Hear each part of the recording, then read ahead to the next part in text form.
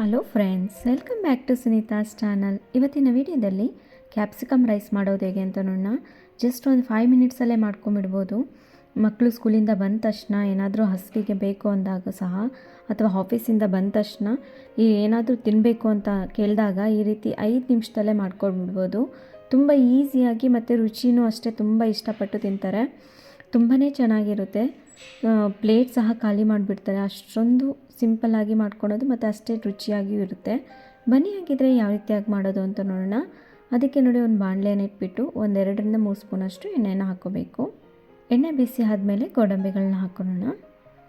ಗೋಡಂಬಿ ಒಂದು ಸ್ವಲ್ಪ ಕೆಂಪಗಾಗೋವರೆಗೂ ಫ್ರೈ ಮಾಡ್ಕೋಬೇಕು. ನೀವು ಬೇಕಿದ್ರೆ ಗೋಡಂಬಿ ನಿಮ್ಗೆ ಎಷ್ಟು ಬೇಕಷ್ಟು ನೋಡಿ ಹಾಕ್ಕೋಬೋದು.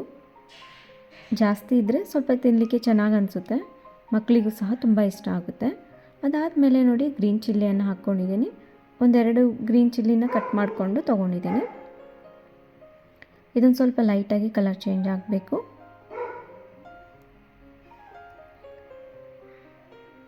ನೋಡಿ, ಇವಾಗ ಮೆಣಸಿನ್ಕಾಯಿ ಎಲ್ಲ ಕೆಂಪಗಾದಮೇಲೆ ಈಗ ಈರುಳ್ಳಿಯನ್ನು ಹಾಕ್ಕೊಳ್ಳೋಣ. ಒಂದು ಮೀಡಿಯಮ್ ಸೈಜಿಂದು ಈರುಳ್ಳಿಯನ್ನು ತೊಗೊಂಡಿದ್ದೀನಿ. ಇದನ್ನು ಚಿಕ್ಕದಾಗಿ ಕಟ್ ಮಾಡ್ಕೊಂಡು ಹಾಕ್ಕೋಬೇಕು.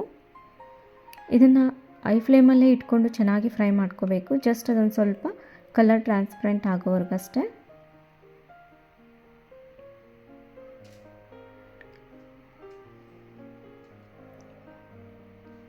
ನೋಡಿ, ಈಗ ಇದು ಚೆನ್ನಾಗಿ ಕಲರ್ ಚೇಂಜ್ ಆಗಿದೆ. ಇವಾಗ ಕ್ಯಾಪ್ಸಿಕಮನ್ನು ಹಾಕ್ಕೊಳ್ಳೋಣ.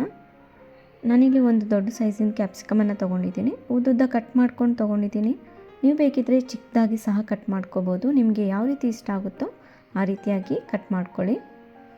ಇದನ್ನು ಅಷ್ಟೇ ಐ ಫ್ಲೇಮಲ್ಲೇ ಇಟ್ಕೊಂಡು ಚೆನ್ನಾಗಿ ಫ್ರೈ ಮಾಡ್ಕೋಬೇಕು. ತುಂಬ ಸಾಫ್ಟ್ ಆಗಬಾರ್ದು, ಜಸ್ಟ್ ಅದೊಂದು ಸ್ವಲ್ಪ ಎಣ್ಣೆಯಲ್ಲಿ ಫ್ರೈ ಆಗಬೇಕಷ್ಟೆ.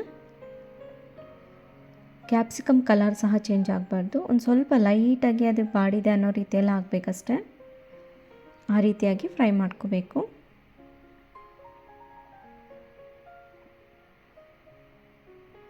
ನೋಡಿ, ಫ್ರೈ ಆಗಿದೆ. ಈಗ ಇದರಲ್ಲಿ ಸ್ವಲ್ಪ ಅರಿಶಿನ ಮತ್ತು ಸ್ವಲ್ಪ ಖಾರದ ಪುಡಿ, ಒಂದು ಅರ್ಧ ಸ್ಪೂನಷ್ಟು ಖಾರದ ಪುಡಿಯನ್ನು ಹಾಕ್ಕೊಂಡಿದ್ದೀನಿ. ಒಂದು ಸ್ವಲ್ಪ ಗರಂ ಮಸಾಲೆಯನ್ನು ಹಾಕ್ಕೊಂಡಿದ್ದೀನಿ. ಇಷ್ಟ ಹಾಕ್ಕೊಂಡು ಚೆನ್ನಾಗಿ ಫ್ರೈ ಮಾಡ್ಕೋಬೇಕು. ಇದೊಂದು ಸ್ವಲ್ಪ ಲೈಟಾಗಿ, ಅಂದರೆ ತುಂಬ ಏನು ಮಸಾಲೆ ಬೇಕಾಗೋದಿಲ್ಲ, ಜಸ್ಟ್ ಇಷ್ಟೇ. ಒಂದು ಸ್ವಲ್ಪ ಗರಂ ಮಸಾಲೆ, ಖಾರದ ಪುಡಿ, ಅರಿಶಿನ, ಸ್ವಲ್ಪ ಉಪ್ಪನ್ನು ಹಾಕ್ಕೋಬೇಕಿತ್ತು. ಉಪ್ಪು ಮರ್ತು ಹೋಗಿದ್ದೀನಿ. ಈಗ ಹಾಕ್ಕೊಳ್ಳೋಣ. ಇದರಲ್ಲೇ ಸ್ವಲ್ಪ ಉಪ್ಪನ್ನು ಹಾಕ್ಕೊಂಡು ಮಿಕ್ಸ್ ಮಾಡ್ಕೊಳ್ಳೋಣ.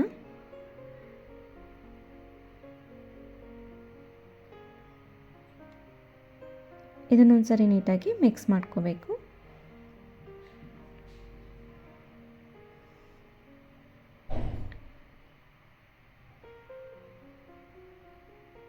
ನೋಡಿ, ಮಿಕ್ಸ್ ಮಾಡ್ಕೊಂಡು ಆದಮೇಲೆ ಈಗ ಬಿಸಿ ಹಾಕಿರೋಂಥ ಅನ್ನ ಹಾಕ್ಕೊಂಬಿಟ್ರೆ ಅಷ್ಟೊಂದು ಚೆನ್ನಾಗಾಗೋದಿಲ್ಲ. ಅದಕ್ಕೆ ಒಂದು ಪ್ಲೇಟಲ್ಲಿ ಹಾಕಿಬಿಟ್ಟು ಅದನ್ನು ಸ್ವಲ್ಪ ತಣ್ಣಗಾಗಕ್ಕೆ ಬಿಟ್ಟಿದ್ದೆ.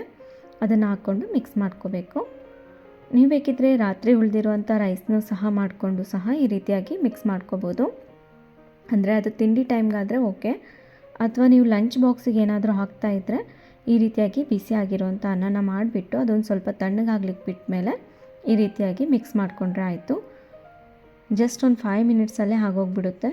ಕ್ಯಾಪ್ಸಿಕಮ್ ಒಂದಿದ್ರೆ ಜಸ್ಟ್ 5 ಮಿನಿಟ್ಸಲ್ಲೇ ಈ ರೆಸಿಪಿಯನ್ನು ಮಾಡ್ಕೊಂಬಿಡ್ಬೋದು.